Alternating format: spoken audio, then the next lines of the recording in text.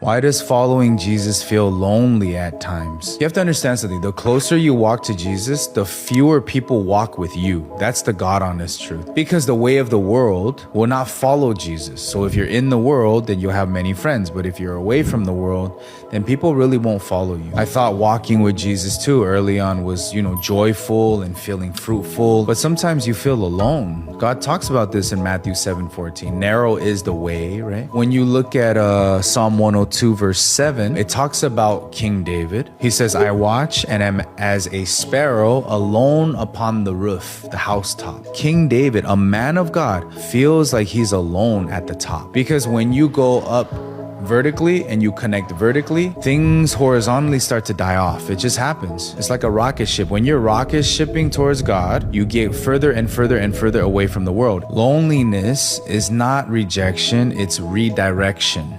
That's what it means.